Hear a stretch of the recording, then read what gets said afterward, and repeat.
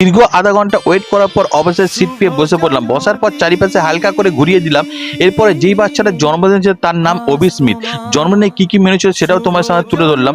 Plate এলো, প্লেটের সাথে জল এলো, নুন লেবু এসে হাজির হলো। প্রথম আইটেম ছিল সাদা স্টিম রাইস আর ছিল শুক্তো।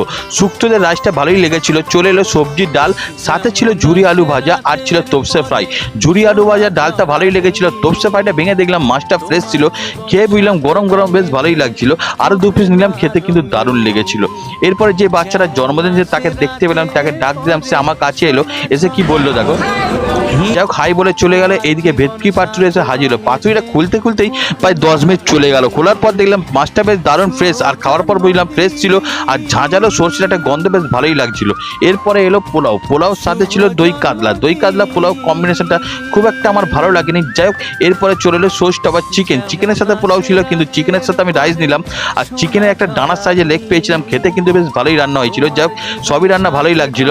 চলে এলো আনারসের চাটনি, আর চারিপাশে হালকা করে ঘুরিয়ে দিলাম, দেখলাম সবাই খাচ্ছে। আর পাঁপড় চাটনি দিয়ে খাওয়ার পর চলে এলো পায়েস। হালকা মিষ্টি পায়েসটা কিন্তু দারুণ লেগেছিল। 2 পিস রসগোল্লা খেলাম, তার সাথেও খেলাম একটা সন্দেশ। সন্দেশ খাওয়ার পর হাত ধুয়ে নিচে এসে স্টল থেকে একটা আইসক্রিম নিয়ে খেয়ে নিলাম। এরপরে পান নিলাম। পান খাওয়ার পর আজকের মতো বাচ্চাটার জন্মদিনের শুভেচ্ছা জানিয়ে বেরিয়ে গেলাম। কেমন হলো কমেন্ট করো।